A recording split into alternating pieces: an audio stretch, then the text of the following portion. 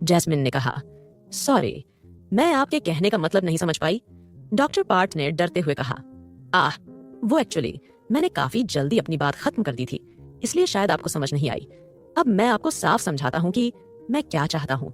दरअसल miss jasmine, मेरी छोटी बहन चाहती है कि आप मेरे अंकल से शादी कर ले ताकि आप उसको उसके मॉन्स्टर डैड से बचा सके।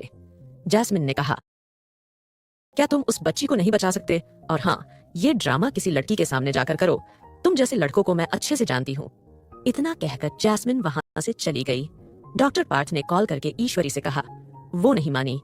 ईश्वरी ने कहा, भैया आप किसी काम के नहीं हैं, अब मुझे ही कुछ करना होगा। इतना कहकर ईश्वरी ने गुस्से में कॉल काट दिया। जैस्मिन, जो कि डॉक्टर पार्थ की बातों से काफी इरिटेट महसूस कर रही थी, उसने अब पार्टी से जाने के बारे में सोचा।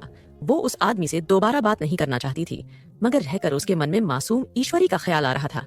लेकिन वो उस बच्ची से मिलने के लिए किसी अजनबी से ऐसे ही थोड़ी शादी कर सकती थी, और वो तो अपनी जिंदगी में कभी शादी भी नहीं करना चाहती थी। इसीलिए उसने अब ईश्वरी के बारे में और ज्यादा नहीं सोचा और वो पार्टी से निकली और वहां से जाने लगी।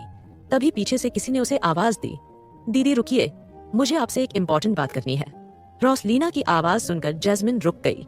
रोसलीना उसके पास आई और उसने जाकर जैस्मिन के सीधे बाल पकड़ लिए। जैस्मिन इसके लिए बिल्कुल तैयार नहीं थी, मगर जल्दी ही इसने खुद को संभाल लिया और उसने सीधा रोसलीना के गाल पर एक तमाशा मारा, जिसकी वजह से रोसलीना लड़खड़ा गई और नीचे जा गिरी।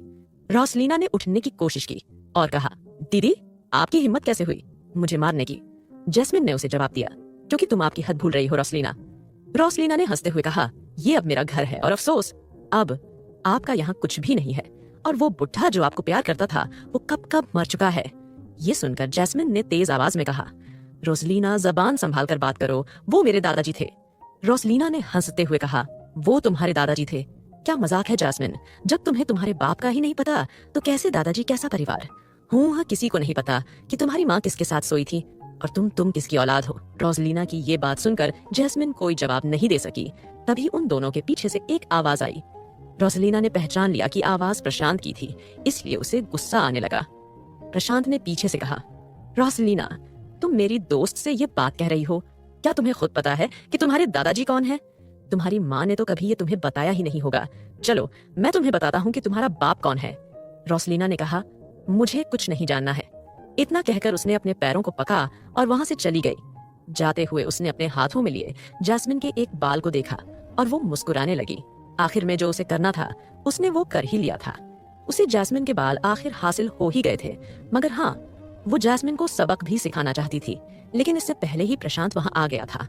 वहीं रोसलीना के पार्किंग से जाने के बाद प्रशांत जैस्मिन के पास आया और बोला, जैस्मिन ये लोग जो आज तुम्हें तंग करने का एक मौका भी नहीं छोड़ते, तुमने इन्हीं लोगों के लिए दादाजी की मौत के बाद अपनी सारी प्रॉपर्टी उनके नाम कर दी थी, और आज इन लोगों की नजरों में तुम्हारे लिए सिर्फ और सिर्फ नफरत है। नफरत। जैस्मिन, तुम्हें लगता है कि तुम लोगों के साथ अच्छा करोगी तो वो भी तुम्हारे साथ अच्छा करेंगे, तो ऐसा नहीं है। जैस्मिन, यहाँ जो हमेशा अच्छा करता है और अच्छे की उम्मीद करता है उसे लोग सिर्फ कमजोर कहते हैं, और कमजोरों का हमेशा फायदा उठाया जाता है। तुम ये बात कब समझोगी? जैस्मिन ने कहा, प्रशांत याद है, बचपन में मैंने एक दिन तुमसे कहा था कि प्रशांत मुझे तुम्हारे परिवार जैसा ही एक परिवार चाहिए, एक पिता चाहिए, एक माँ चाहिए जो मुझसे प्यार करे। और जब स्मिथ फैमिली ने मुझे गोद लिया तो उन्होंने मुझे प्यार दिया, माँ भी मेरे साथ अच्छे से बिहेव करती थी, तो मुझे लगा कि मुझे सब कुछ मिल गया है। लेकिन एक दिन लाइफ अचानक से एक दिन चेंज हो गई। फिर भी आई एम थैंकफुल कि कभी तो मुझे पेरेंट्स का प्यार मिला, और रही बात प्रॉपर्टी की, तो ये तो मेरी कभी थी ही नहीं। प्रशांत ने ये सुनकर कहा, चलो ठीक है, आई नो कि तुम्हें प्रॉपर्टी में कोई इंटरेस्ट नहीं है। तुमसे शादी करने के बाद मैं भी अपनी सारी प्रॉपर्टी को गरीबों में दान करके तुम्हारे साथ जंगलों में रहने चलूंगा, ठीक है? इस बात को सुनकर जैस्मिन के उदास चेहरे पर मुस्कुराहट आ गई और वो बोली, तुम पागल हो, अगर तुमने ऐसा किया तो अंकल तुम्हारी जान ले लेंगे। हाय, चलो अभी मैं काफी थक चुकी हूँ। प्रशांत ने कहा, मैं तुम्हें ड्रॉप कर देता हूँ। इतना कहकर वो दोनों स्मिथ हाउस से निकल गए। वहीं रोसलीना जैस्मिन के बालों को लेकर अलीना के पास गई। अलीना ने वो बाल लेकर एक पाउच के अंदर डाले और फिर उन्हें अपनी पॉकेट में रखकर मुस्कुराते हुए एक 80 साल के आदमी के पास गई। वो आदमी काफी रईस लग रहा था, क्योंकि उसने जो चश्मे पहना हुआ था उसका फ्रेम गोल्ड का बना हुआ था। साथ ही उन्होंने जो छड़ी अपने हाथों में पकड़ी हुई थी वो भी गोल्ड से बनी हुई थी, और उसके ऊपरी हिस्से पर ब्लू डायमंड लगे हुए थे। अलीना ने उनके सामने झुककर कहा, मिस्टर फरीक, मैं जल्दी ही अपनी बेटी का DNA टेस्ट कराऊंगी। अगर वो आपके घर की बेटी हुई तो मुझे भी काफी खुशी होगी। बूढ़े नीलेश पारीक ने अलीना की लालची नजरों को बहुत पहले ही भांप लिया था, इसीलिए उन्होंने कहा, मिस अलीना, खुशी तो आपको होगी ही। आखिर आपका नाम हमारे परिवार से जो जुड़ने जा रहा है। अलीना ने उदास होने का नाटक करते हुए कहा, नहीं, ऐसी बात नहीं है। दरअसल मैंने जब से रोसलीना को अनाथ आश्रम से गोद लिया था, तभी से मैंने उसे बहुत प्यार से पाला है। अब न जाने आपके परिवार में जाने के बाद वो कैसे वहां रह पाएगी। नीलेश पारीक ने ये सुनकर कहा, ये भी देखा जाएगा, मगर पहले डीएनए टेस्ट जरूरी है। अगर ये बच्ची मेरे बड़े बेटे की मरी हुई बीवी की इकलौती औलाद हुई, तभी तो हम कुछ फैसला लेंगे। ये सुनकर अलीना की आंखें चमकने लगी। कुछ ही दिनों पहले उसे शिमला शहर की इस पावरफुल फैमिली के बारे में पता चला था, जो अपने घर की बेटी को ढूंढते स्मिथ हाउस आ पहुंचे। उन लोगों से बात करने के बाद अलीना को पता चला था कि ये परिवार जैस्मिन को ढूंढ रहे थे, और जैस्मिन से नफरत करने वाली अलीना कैसे जैस्मिन को इतने बड़े और अमीर परिवार में जाने दे सकती थी। इसलिए उसने ये प्लान बनाया कि वो कैसे भी करके रोसलीना को पारीक परिवार की बेटी साबित करके रहेगी। तो क्या अलीना और रोसलीना अपने इरादों में कामयाब हो पाएंगी, और क्या जैस्मिन कभी अपने परिवार से मिल पाएगी? स्मिथ हाउस की पार्किंग में खड़े हुए जैस्मिन को थोड़ी ठंड लगने लगी थी, इसीलिए उसने अपनी हथेलियों को रगड़ना शुरू कर दिया था। प्रशांत जब अपनी कार जैस्मिन के पास लाया तो उसने उत्तर पर पहले तो बैक सीट का दरवाजा खोला, फिर अपना ओवरकोट उतारकर जैस्मिन को उड़ा दिया। जैस्मिन जल्दी से कार की बैक सीट पर बैठी और उस कोट को उतारकर नीचे रख दिया। ये देखकर प्रशांत की आंखें सिकुड़ गईं, मगर उसने जैस्मिन से कुछ कहा नहीं। थोड़ी ही देर में प्रशांत की रेंज रोवर कार उस बिल्डिंग के सामने आकर रुकी जिसमें जैस्मिन का अपार्टमेंट था। जैस्मिन के कार से उतरकर बिल्डिंग में एंटर करने के बाद प्रशांत वहां से चला गया। तभी वहां एक और कार आई। वो कार डॉक्टर पार्थ की थी। पार्थ जैस्मिन को जाता देख जल्दी से बाहर निकला और जैस्मिन का पीछे करते करते पार्थ उसके अपार्टमेंट तक आया, मगर उसे समझ नहीं आ रहा था कि वो कैसे जैस्मिन के अपार्टमेंट में जाए, इसलिए वो काफी देर तक बाहर खड़ा रहा। तभी उसने अपार्टमेंट का दरवाजा खुलते हुए देखा तो वो एक दीवार के पीछे छुप गया। जैस्मिन अपने अपार्टमेंट से निकलकर मार्केट जा रही थी, मगर दरवाजा अभी भी खुला हुआ था। प्रशांत जल्दी से जैस्मिन के अपार्टमेंट में चोरी चुपके घुस गया। उसे वहां एक कमरे से टीवी के चलने की आवाज आ रही थी, तो वो उस रूम की ओर बढ़ गया। खुले दरवाजे से उसने देखा कि एक लड़की बिस्तर पर लेटी थी। प्रशांत ने कमरे में कदम रखते हुए लड़की को देखकर कहा, शमिता, ये तुम ही हो ना? शमिता नाम की उस लड़की ने जब किसी आदमी की आवाज सुनी तो उसने मुड़कर देखा। शमिता 22 साल की एक खूबसूरत लड़की थी, जिसका चेहरा बेहद मासूम था। पतली नाक, खूबसूरत होंठ और बड़ी बड़ी 2 आंखें, जो कि इस डॉक्टर पार्थ को अपने कमरे में देखकर हैरानी से और बड़ी हो गई थी। शमिता ने बिस्तर से उठाते हुए कहा, डॉक्टर पार्थ, आप? उसकी आवाज इतनी धीमी और मीठी थी कि पार्थ के कानों में ये आवाज शहद की तरह घुल रही थी। शमिता अभी कुछ देर पहले नहा कर आई थी, इसलिए उसने इस वक्त अपना बाथरोब पहना हुआ था और वो डॉक्टर पार्थ को अपने सामने देखकर अपने होठों को काट रही थी। पार्थ ने शमिता को इस हालत में देखकर जल्दी से अपने कोट को उतारकर बिस्तर पर फेंका और वो 2 कदम का फासला मिटाते हुए उस लड़की के पास गया और उसने शमिता की कमर को कसकर पकड़ और उसके होठों पर अपने होठ रख दिए और उसे पैशनेटली किस करने लगा। लड़की, जो कि काफी ज्यादा हैरान थी, वो फटी आंखों के साथ डॉक्टर पार्थ के चेहरे को देख रही थी।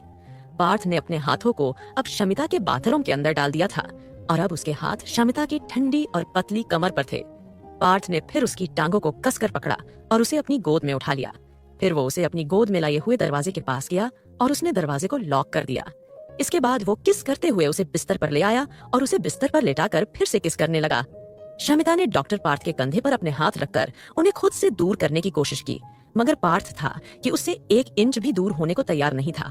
करीबन 15 मिनट तक उसे पागलों की तरह चूमने के बाद डॉक्टर पार्थ ने शमिता से दूर हुआ और उसे उठकर बैठ गया। तभी उसने देखा कि शमिता की खूबसूरत आंखों से मोटे मोटे आंसू बहने लगे हैं। ये देखकर वो थोड़ा चौंक गया।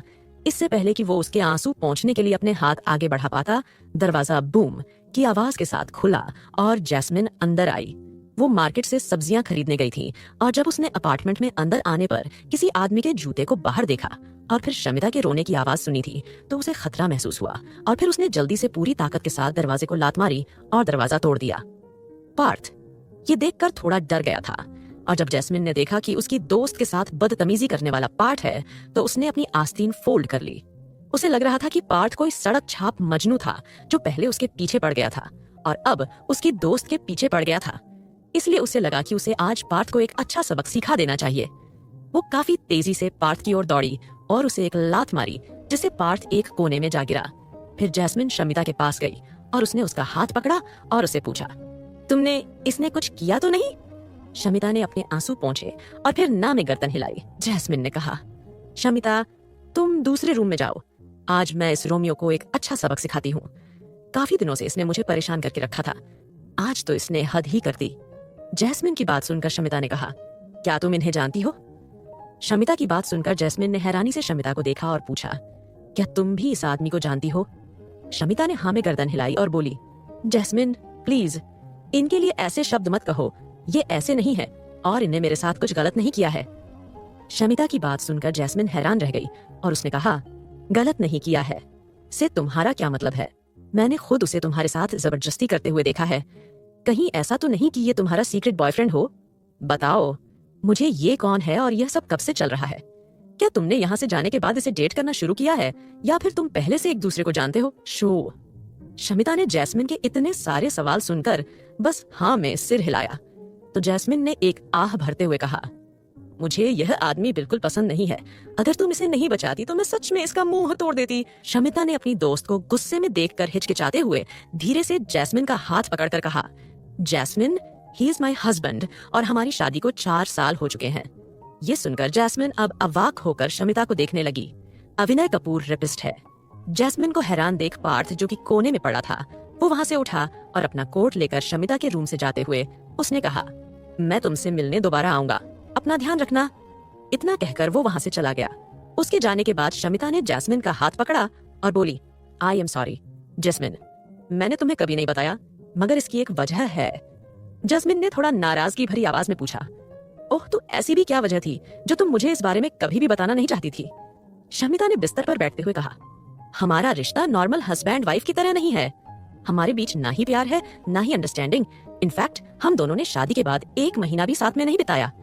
जैस्मीन अपनी दोस्त की सिचुएशन को समझते हुए बोली, ठीक है, अगर तुम्हें वो बदतमीज आदमी पसंद नहीं है तो तुम उससे डिवोर्स क्यों नहीं ले लेती? शमिता ने कहा, छोड़ो जैस्मिन, वैसे भी हमारी शादी को 5 साल होने ही वाले हैं और अब जब हम दोनों इन 5 सालों में कभी साथ नहीं रहे हैं तो हमारी शादी वैसे भी वैलिड नहीं मानी जाएगी। फिर उसने टॉपिक बदलते हुए कहा, जैस्मिन ये सब छोड़ो, मुझे बताओ कि मैं जब यहाँ नहीं थी तो तुमने क्या क्या किया? क्या तुम्हें कोई अच्छा रोल मिला? जैस्मिन ने कहा, हाँ एक अच्छा रोल मिला तो था, लेकिन पता नहीं कहाँ से अविनय कपूर नाम का एक घमंडी बिजनेसमैन आया और उसने मुझसे वो रोल छीन लिया। अविनय कपूर का नाम सुनकर शमिता चौंक कर अचानक बिस्तर से उठ बैठी और बोली, क्या अविनय अंकल से तुम्हारी मुलाकात हुई? My God. शमिता को इतना हैरान देख जैस्मिन कंफ्यूज हुई। फिर उसे समझ आया कि अविनय कपूर डॉक्टर पार्थ के अंकल थे, इसलिए शमिता उसे जानती ही होगी। फिर उसे अविनय कपूर की बेटी का ख्याल आया और उसने पूछा, शमिता क्या तुम मुझे अविनय कपूर की बेटी के बारे में कुछ बता सकती हो? ऐसा कुछ जो तुम्हें थोड़ा अजीब लगा हो? शमिता ने कहा, जैस्मिन जब मैं उस घर में थी तो मुझे बस इतना ही चला था कि अविनय अंकल पहले पागल थे और शायद उन्होंने तब किसी लड़की का रेप कर दिया था जिस वजह से वो लड़की प्रेग्नेंट हो गई थी और बाद में उसने ईश्वरी को जन्म दिया। ईश्वरी को जन्म देने के बाद वो लड़की कहाँ गायब हो गई किसी को नहीं पता। कुछ लोग तो कहते हैं कि अपनी रेपुटेशन को बचाने के लिए अविनय अंकल ने उस लड़की को मरवा दिया। जैस्मिन ने गुस्से से मुट्ठी भींच ली और बोली, क्या वो आदमी रेपिस्ट भी है? शमिता क्या कोई उस बच्ची की परवाह नहीं करता? अगर किसी दिन उस बच्ची को पता चला कि उसका पिता एक रेपिस्ट है तो उस पर क्या बीतेगी? शमिता ने कहा, जैस्मिन इस मामले में ना तुम कुछ कर सकती हो ना ही मैं, और हाँ अब बस तू ये सब भूल कर फिर से नए ऑडिशन की तैयारी कर देखना, तेरी अच्छी एक्टिंग को देखकर कोई अच्छा रोल मिल ही जाएगा। जैस्मिन ने कहा, देखती हूँ, बट अभी तो मुझे एक दूसरा काम है, कल सुबह मैं यहाँ से जा रही हूँ, तू अपना ध्यान रखना। उसके कहीं जाने की बात सुनकर शमिता कंफ्यूज हो गई और उसने पूछा, तुम कहाँ जा रही हो? जैस्मिन ने कहा, शमिता मुझे कल एक अविनय कपूर के घर ही जाना है। भाट तुम वहां क्यों जाने वाली हो? शमिता ने पूछा, बिकॉज मुझे ईश्वरी की केयर टेकर के लिए अपॉइंट किया गया है, तो हो सकता है मैं यहाँ पर काफी दिन तक ना आ सकूं, तो तुम अपना ध्यान रखना। जैस्मिन ने उसे गले लगाते हुए कहा। शमिता ने मुस्कुराते हुए कहा, ठीक है मैं अपना ध्यान रखूंगी। अगली सुबह जैस्मिन अपने लगेज को लेकर बिल्डिंग के बाहर खड़ी थी, तभी एक कार उसके सामने आकर रुकी।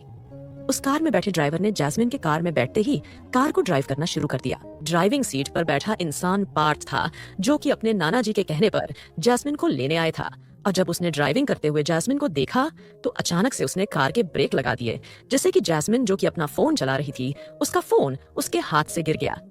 पार्थ भी मुड़कर जैस्मिन की ओर देख रहा था। जैस्मिन ने कहा, तुम? पार्थ ने कहा, सॉरी मुझे नहीं पता था कि मैं आज आपको लेने आ रहा हूँ, इसलिए मैं थोड़ा हैरान हुआ और मैंने गलती से ब्रेक्स लगा दिए। वैसे कितना अजीब कोइंसिडेंट है ना। फिर पार्थ ने कुछ देर रुक कर कहा, मतलब कि आप मेरी छोटी बहन के लिए ही केयरटेकर की जॉब कर रही हैं। ग्रेट, ईश्वरी आपसे मिलकर काफी खुश होने वाली है। पार्थ की बात सुनकर जैस्मिन की आंखों के सामने ईश्वरी का प्यारा चेहरा आ गया। उसने अपना सर पीछे टिकाया और आंखें बंद करके थोड़ी देर के लिए सो गई। 2 घंटे के सफर को तय करने के बाद आखिरकार पार्थ की कार कपूर मेंशन के गार्डन में पार्क हुई। कार से उतरकर जैस्मिन ने अपने बैग को पकड़ा और वो बाहर निकली। पार्थ को किसी का कॉल आ गया था, इसीलिए वो कॉल करने के लिए कपूर मेंशन के गार्डन की ओर ही बढ़ गया था।